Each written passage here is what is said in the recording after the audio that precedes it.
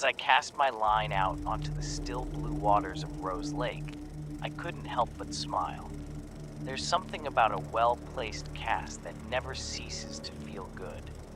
The zing of the line, the subtle arch you could gauge with the bait on the end of your hook, the tiny splash and little ripples that followed. It was a mundane accomplishment, sure, but an accomplishment is an accomplishment all the same. As I tightened the slack on my line, I observed the area around me, astonished as always by the view I had here. The sun was setting and casting gorgeous glows across the lake. All around me were the rolling hills of southeast Ohio, deep green and endless, like something out of a postcard. I laughed absent-mindedly and pondered for a moment if postcards were even a thing anymore, or if picture messages and snaps had rendered them obsolete. As true as the nature of fishing can be, I began to follow my thoughts down whatever rabbit hole they decided to wander to. The extinction of postcards led me to thinking about how things have changed since I was young and learning how to fish, which led me to wonder about how the world looked when my grandfather was young and learning how to fish, and his grandfather before him. Did the settlers look at this place with the same admiration? Did the Iroquois deem this a sacred place? It was in the midst of these directionless mullings that I heard it, a faint whistling sound from somewhere across the lake. If there was anything else going on, I'd have missed it, but with the sun setting and the wildlife around me bedding down for the night, there was nothing to drown out the sound of it. At first, I thought that maybe it was just some kind of night bird. But as I listened more intently across the pond, I couldn't make out what kind of bird could have a call like that. I had spent my whole life out in the woods around here and had never heard any sound like this. There was an emptiness to it that I couldn't describe. It was as if someone was standing across the lake and simply whistling. Not any particular tune, no particular rhythm of any kind, just someone making a whistling noise for the sake of making whistle noises. Probably just some tone-deaf fisherman. I tried to reassure myself. Admittedly, the presence of this invisible stranger was putting me on a nervous edge. I'd been here for several hours now and had seen no evidence of any other person fishing here. If you wanted to fish on the other side of the lake, you had to walk a good 2 miles around it to get there. The side I had set up on was the only access a vehicle would have to this place. I looked around me to verify that there were no other cars parked here that perhaps I'd missed, and saw only my truck silhouetted on the dirt road. As I looked behind me with my back facing the lake, I noticed the empty whistle becoming louder and more discordant. What was faint and far away only a few moments ago had become indistinguishably closer to where I was standing. The sun by this point had fallen behind the mountains, and darkness shrouded over the lake, concealing any and everything on the other side, including the source of the whistling sound that had unmistakably gotten closer. Uncomfortable nervousness was steadily replaced with a rising fear.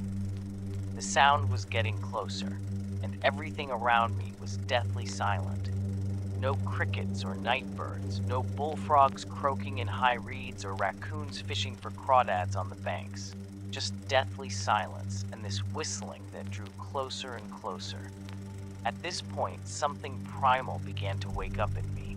Something that a man gets when he knows his life is in danger. Autopilot survival kicked in, and I dropped my expensive fishing gear like some sort of sacrifice and bolted towards my truck. It seemed to take ages to get the passenger side door of the cab.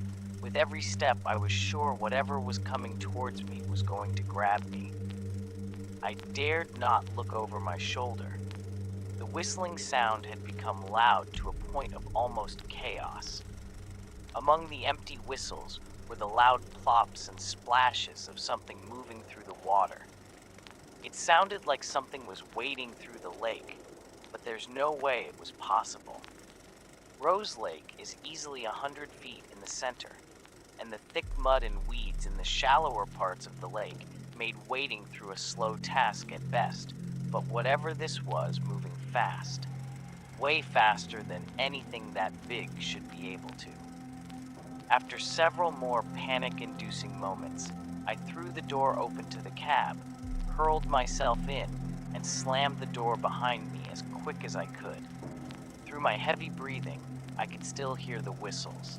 They were coming from right where I had been fishing just moments prior. As I went to start my truck and hurry away, my heart sank in horror and disbelief.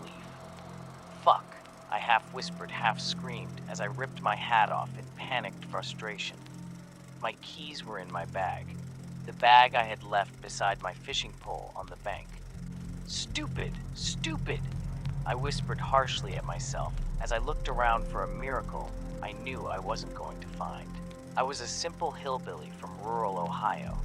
I wasn't going to hotwire anything, and I absolutely wasn't going to leave and try and get my keys. As I tried desperately to evaluate my situation, the whistling stopped.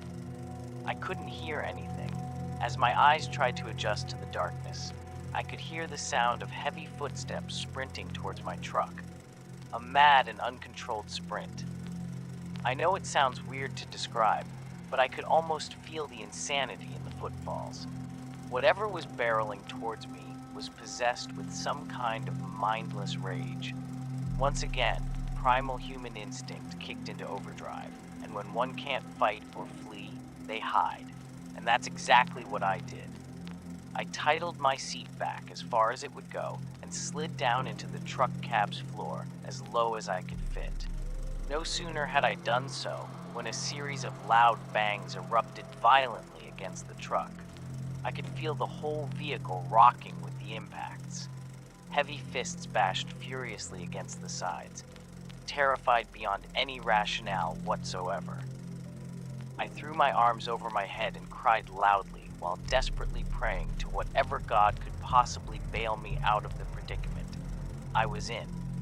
As though I was delivered, the banging finally stopped. The hyperventilation of my fear-stricken breaths was the only sound that could be heard now. After what felt like hours, but was probably only minutes of absolute stillness, I finally found the courage to peek my head up. It took everything I had in me to stifle the scream that tried to escape at the sight before me. Just on the other side of the passenger side window was a face pressed tightly against the window, so tightly that it seemed painful to achieve, at least to a normal person, but the thing pressed against my passenger side was anything but normal. Large disc-like eyes peered into the darkness of the cab like moons. No pupils, just two bright discs staring emptily into the void. Its jaw was unnaturally wide in a tooth-filled grin, two small holes where a nose should be, and a mess of oily black hair hung off its head in a waterlogged fashion.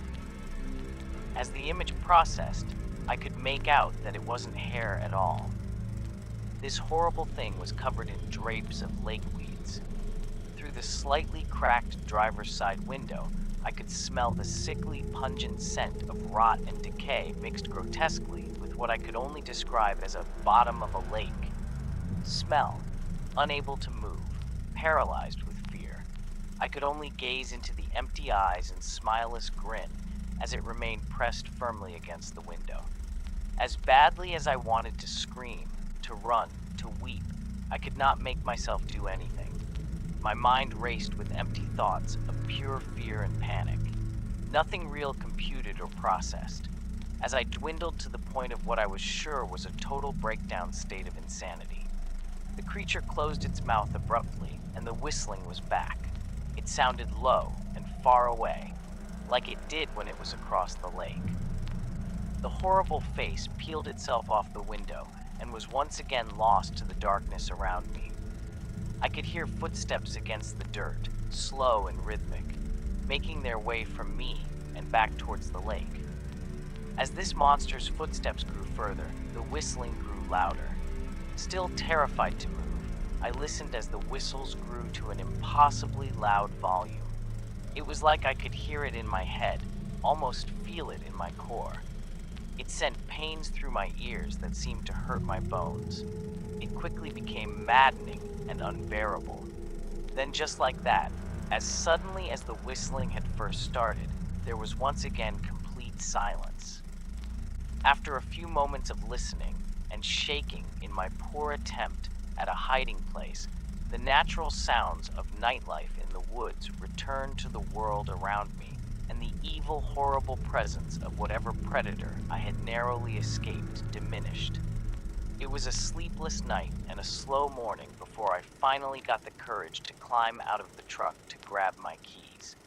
I did it in a full sprint, tripping and sliding over everything in my stiff-boned and exhausted state. I grabbed my bag and my bag only and sprinted back to the truck, barely noticing the large dents and handprints left on the truck bed.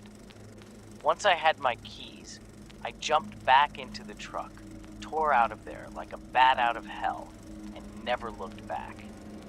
To this day, I don't know what it was that I encountered that night on Rose Lake, nor do I care to find out. I only pray that if whatever it was I crossed paths with is still out there, that it remains at Rose Lake, and that it is never found.